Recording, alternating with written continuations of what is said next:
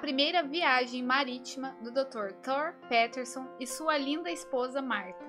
Um mês antes, haviam ido de avião à Suécia a fim de visitarem a terra natal de seus pais. Tinham feito uma excursão pela Dinamarca e o Dr. Peterson, quiroprático de fama internacional, havia feito uma série de conferências na Suíça. Ao fim de tudo, tinham agora 9 dias a bordo do mais luxuoso transatlântico italiano. Peterson não estava inteiramente satisfeito. Tinha reservado passagens de avião num voo que se realizaria uma semana depois, o que lhes daria tempo para um passeio pela Itália. Martha, porém, fez questão que a viagem fosse feita pelo mar. Querido, disse ela, vamos esquecer essa excursão pela Itália. Afinal de contas, você está cansado depois das conferências que fez e já não somos tão jovens assim. Peterson tinha 57 anos e Martha 55. Com relutância, ele teve de reconhecer que o descanso de 9 dias era uma perspectiva agradável. E assim foi que os Petersons embarcaram no Andrea Doria, de mais de 29 mil toneladas na viagem de regresso. Mal sabiam eles que essa seria um pesadelo em forma de viagem e que marcaria o fim de suas vidas juntos. Meu nome é Vanessa Silva e a quem interessar essa é a história que eu vou contar hoje. E não vai ser somente do desastre que já é tão conhecido e falado, mas uma história de amor deste casal quando viveram um dos piores desastres marítimos que já ocorreram.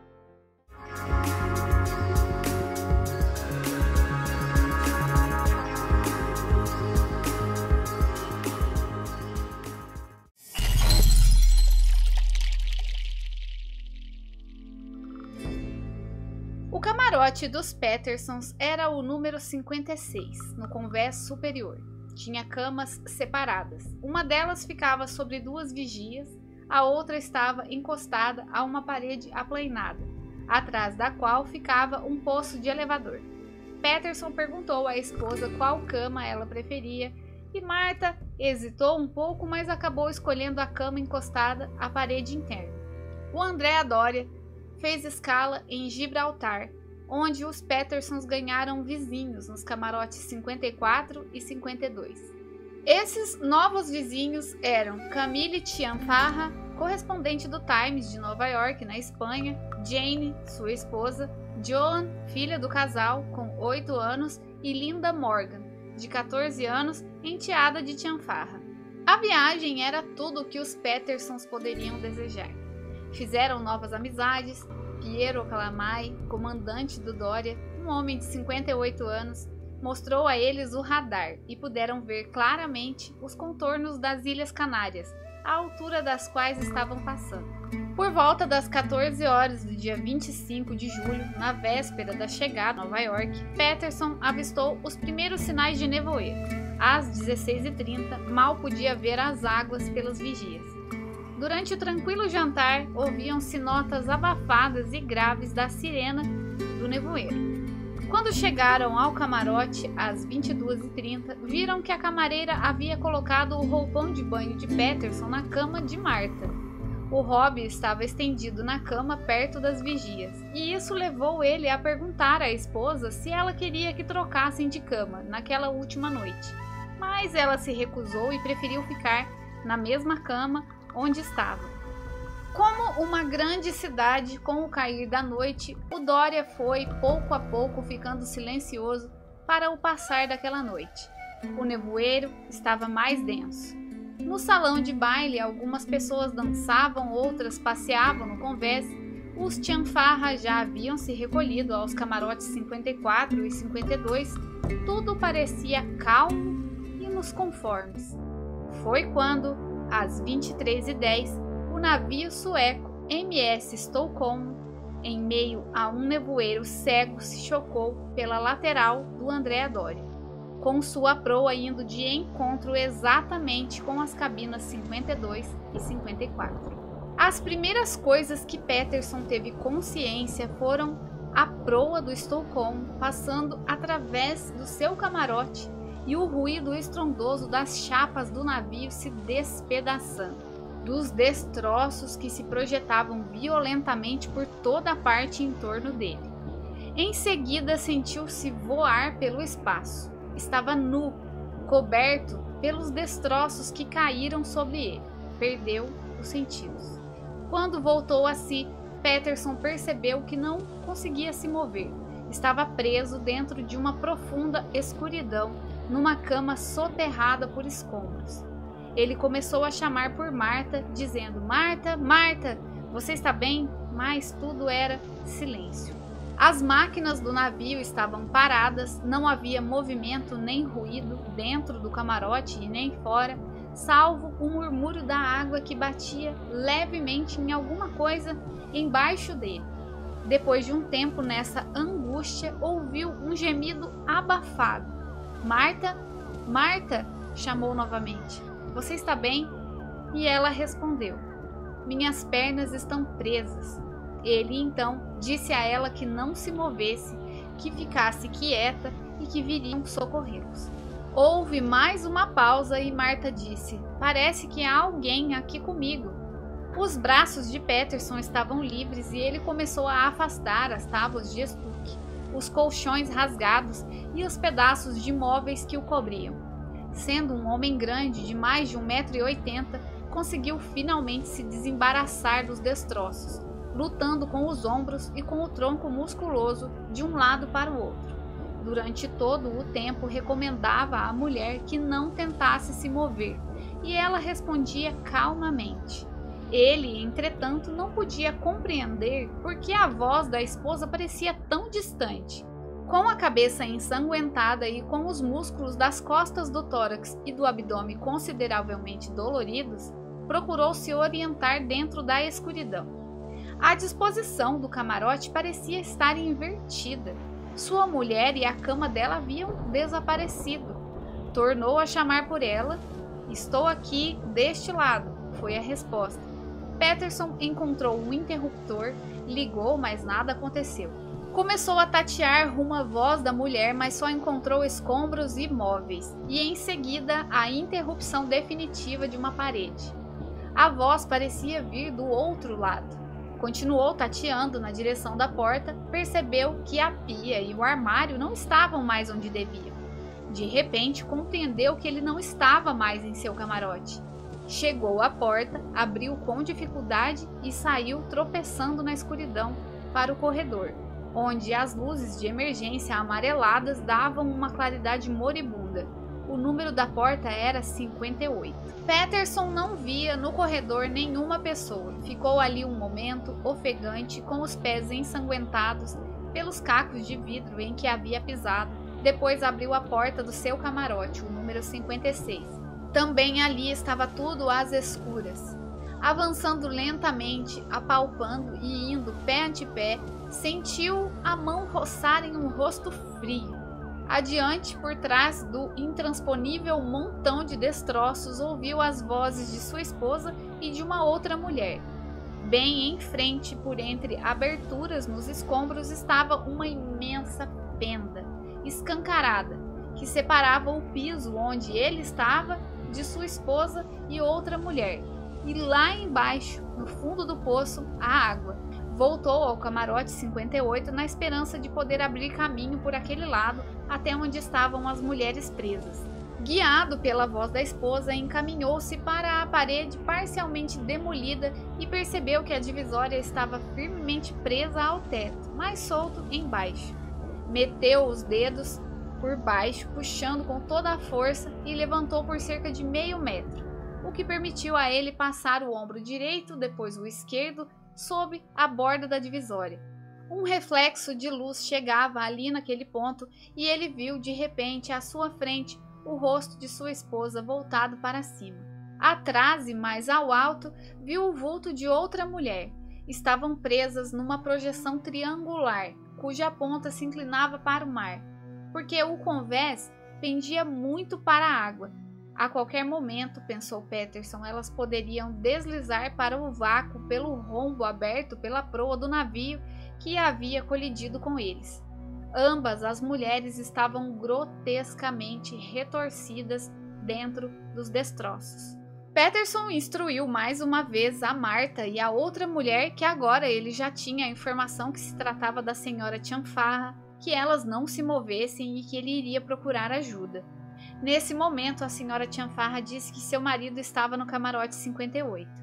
E então, num estalo, Peterson compreendeu de quem era o rosto gelado que ele havia tocado no caminho, o senhor Chanfarra. Pelo reflexo da luz e pelo tato, Peterson avaliou a situação. Marta estava estendida de costas, com o corpo arqueado para cima e em torno do poço do elevador. Montões de escombros cobriam a parte inferior do seu corpo, assim como a senhora Chanfarra. Uma parede estava caída, atravessada sobre elas.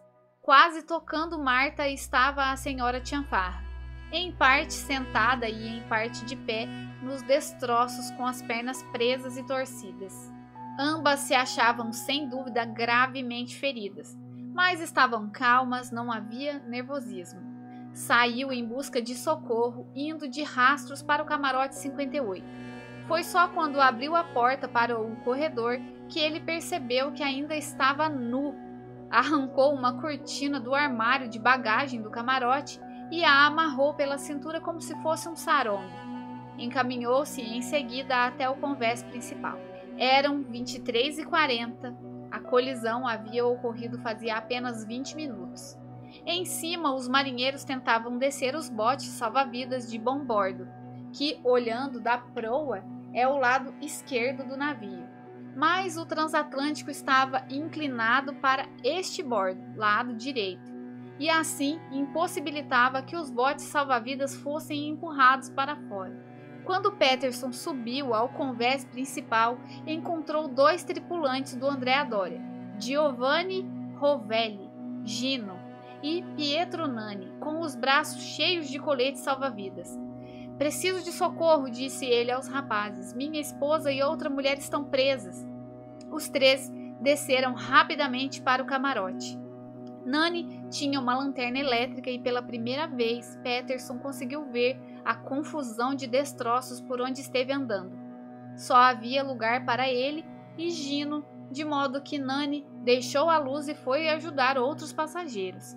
Peterson examinou cuidadosamente as 2 mulheres em vista da ausência da sensibilidade na parte inferior do corpo de Marta e também da maneira pela qual ela estava encurvada em torno do canto do poço do elevador. Ele percebeu que ela provavelmente teve fratura na espinha e nas pernas. A cabeça estava virada para baixo, sem qualquer ponto de apoio, a cerca de meio metro do chão. Só se viam dela a parte superior do corpo e os braços. A senhora Chanfarra, com os cabelos empastados de sangue, o rosto dilacerado, estava presa em posição quase vertical, uma perna torcida e quebrada, presa pelos destroços e por molas de cama retorcidas. Ambas as mulheres sofriam muito. Peterson saiu em busca de um médico, enquanto Gino, homem de 48 anos, natural de Gênova, garçom de primeira classe, começou a tirar as tábuas mais leves e os pedaços quebrados das almofadas de madeira compensadas. Mas para levantar as divisórias mais pesadas seria preciso o uso de um macaco. Pouco depois da meia-noite também, ele passou de rastro sob a divisória, dizendo às mulheres que voltaria num instante. Encaminhou-se para o convés principal e se dirigiu para o armário de tintas da proa. Não encontrou ali um macaco e voltou para onde estavam as mulheres, na esperança que os escombros houvessem se movido devido à inclinação cada vez maior do navio. Mas isso não havia acontecido. Peterson conseguiu encontrar 2 médicos no convés principal e solicitou a eles ajuda. Perguntou se eles tinham morfina. Eles responderam que não e que havia uma fila de espera, que não poderiam ir até as mulheres agora, pois estavam bastante ocupados. Peterson chegou então à conclusão que a melhor pessoa que poderia ajudá-lo era o comandante. O navio já estava tão inclinado que ele quase teve que escalar por 3 decks acima. O comandante, que estava muito atarefado dando ordens, parecia calmo e assegurou a Peterson que ele receberia auxílio. Peterson então voltou ao camarote 58. Eram 00:30. O Dória já estava com uma inclinação de uns 30 graus e Gino lutava com dificuldade para trabalhar e manter o equilíbrio, mas havia conseguido empurrar para dentro do mar grande quantidade de destroços pelo buraco que se escancarava atrás da senhora Tianfarra, e tinha calçado a borda inferior do tabique com um bloco de madeira. Os dois homens conseguiram tirar a perna direita da senhora Tianfarra, mas a esquerda estava emaranhada nas molas da cama. Saíram do camarote por baixo da divisória e discutiram sobre o que deveriam fazer em seguida. Peterson conseguiu arranjar umas calças e voltou com Gino para o camarote. Pela primeira vez, Marta se mostrou desesperada, dizendo ao marido: "Querido, como é que vocês vão conseguir me tirar daqui? Por que não salvam a senhora Tianfarra e se salvam vocês mesmos?" Impaciente pela morfina, Peterson voltou ao camarote 58, onde estavam os médicos. Já ia saindo novamente para procurar por eles quando um apareceu. Pediu que preparasse 2 injeções e que ele mesmo aplicaria. E assim foi feito. Passou por debaixo da divisória e injetou morfina nas mulheres presas. Era evidente que a força física não bastava para libertá-las. Gino fez um resumo da situação, dizendo que precisariam de alicates, tesouras, pinças e seja lá o que for para cortar os colchões e as molas da cama. Tinham de arrumar um macaco para levantar os destroços de cima de Marta. Só havia um lugar por onde Peterson sabia que conseguiria alicates para cortar arame: na cabina de rádio. Partiu mais uma vez nessa busca. Na sala de radiotelegrafia, o operador estava trabalhando com extrema velocidade.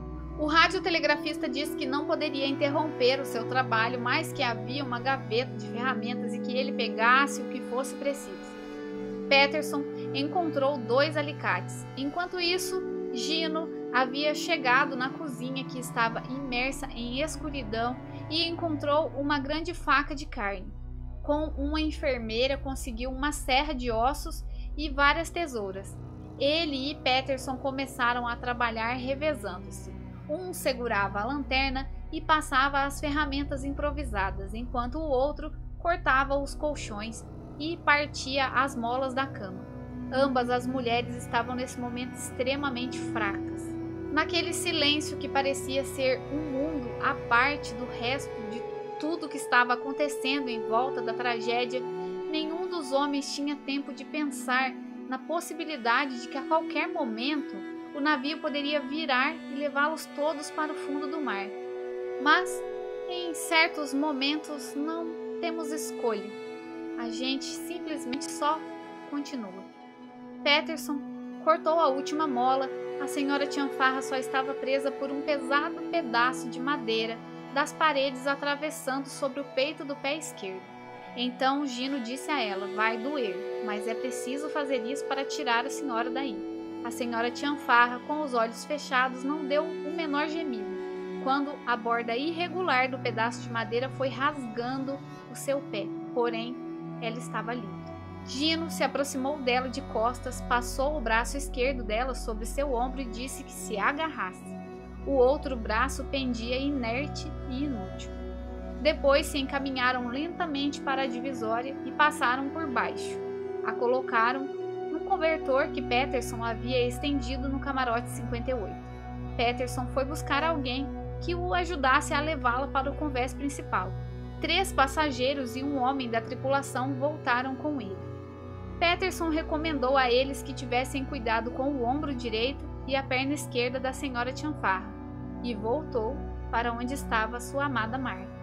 Marta dizia: "Ainda que eu saia viva daqui, vou ficar inválida para o resto da vida. Não quero viver assim. Por que você não trata de se salvar?" E Peterson respondia: "Tolice! Vamos tirar você daí. Só precisamos de um macaco." Enquanto isso, Gino procurava desesperadamente o macaco e gritava para os marinheiros que estavam enchendo os botes salva-vidas e os soltando no mar. Ao longe, via-se a Ilha de França, magicamente iluminada. Eram 2:30 da madrugada e o Andrea Doria estava sendo abandonado rapidamente. Gino, afinal, conseguiu chamar a atenção de um oficial da Guarda Costeira dos Estados Unidos, que estava ajudando os sobreviventes a embarcar nos botes. Gino exclamava que precisavam com urgência de um macaco. De um macaco grande, gritava ele. Há uma mulher presa. Gino voltou ao camarote 58, disse em voz baixa a Peterson que havia falado com um oficial americano a respeito do macaco e acrescentou que, devido à eloquência com que ele pedia ajuda, talvez tenham pensado que ele não estava em seu juízo perfeito e que achava que o próprio Dr. Peterson deveria tentar falar com o comandante. Peterson mais uma vez empreendeu a árdua jornada até a ponte, mas não encontrou o comandante ali. Ao menos, pensou Peterson, ao descer a escada inclinada num ângulo perigoso, conseguiria mais morfina. Encontrou os médicos que auxiliavam o embarque dos passageiros feridos nos botes salva-vidas. Estamos quase sem morfina, disse um deles. Precisamos reservar tudo o que temos para os feridos graves. Nesse momento, com várias horas de desespero e raiva guardadas em seu peito, Peterson não pôde mais se conter e exclamou aos gritos: "Pelo amor de Deus, acha então que a minha mulher não está gravemente ferida?" E assim ele conseguiu a morfina. Quando estava injetando a morfina em Marta, ela lhe disse: "Não sairei viva daqui, meu querido, porque você não se salva." Peterson resolveu novamente ir em busca do comandante. Dessa vez, o encontrou na ponte, ainda calmo. "Preciso de uma turma de socorro", disse Peterson. Disse também que se ele poderia fazer o favor de entrar em contato com a guarda costeira pelo radiotelegrafista e que deixasse que ele dissesse o que precisava. O comandante afirmou então que o radiotelefone não estava mais funcionando, mas que tinha um socorro suficiente a bordo, e deu a ordem que um oficial de bordo descesse com Peterson. O oficial levou um machado e tentou pôr abaixo da divisória, mas o impacto do machado na elástica madeira compensada fez cair uma chuva de destroços sobre Marta, que gritou. O oficial deu a volta à entrada do camarote 56 e tentou abrir caminho entre os escombros daquele lado. Os destroços começaram a cair de novo em cima de Marta e nisso o Dr. Peterson começou a gritar para que parassem. Marta perguntou ao marido com a maior tranquilidade: "Você não pode pôr um fim ao meu sofrimento?" Mas Peterson respondia: "Tenha fé e espere." Ele estava desolado, mas procurava manter-se otimista, ao menos aos olhos de Marta.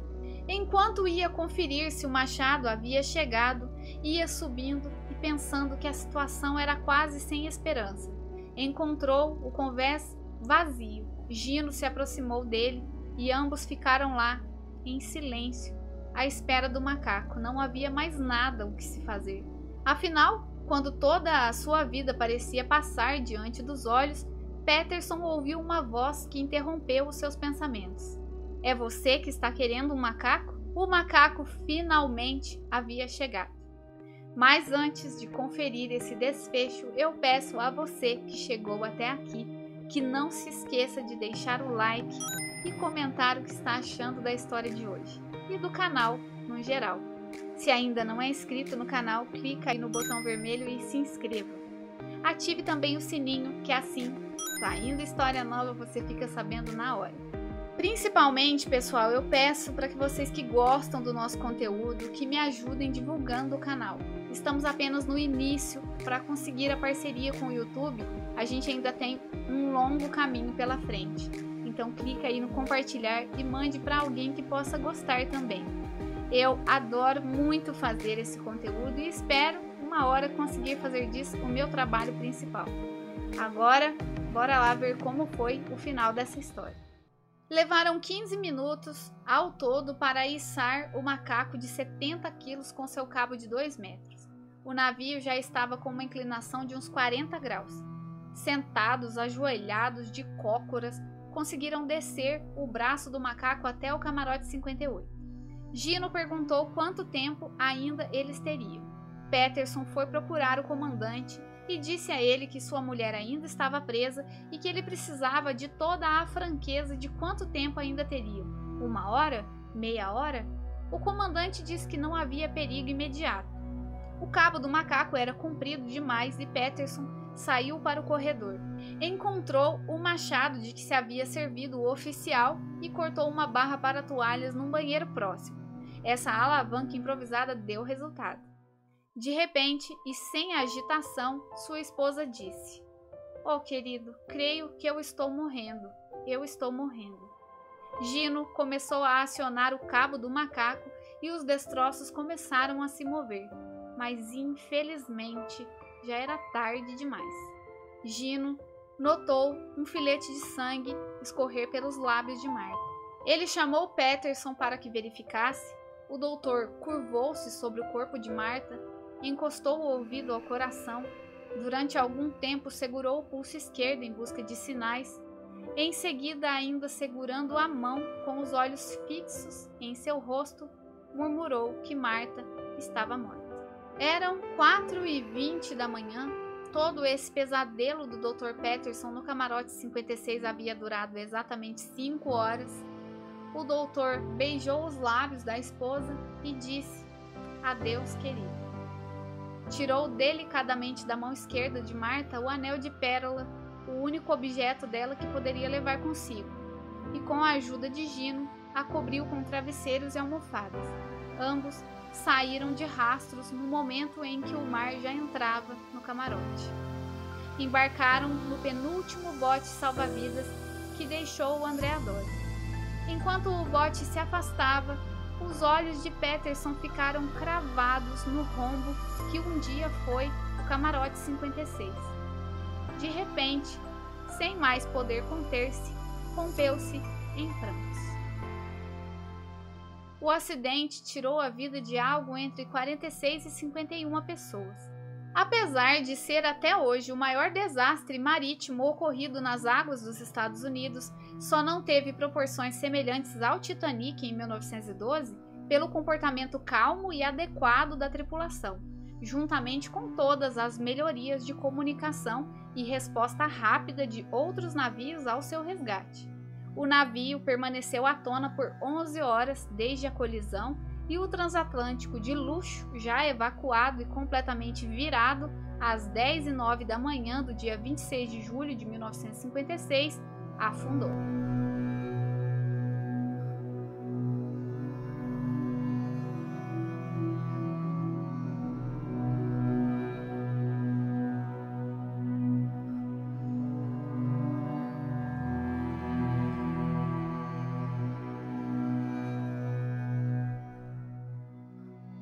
A colisão se deu devido à forte neblina e ao uso excessivo de tecnologia de radar mal manuseado.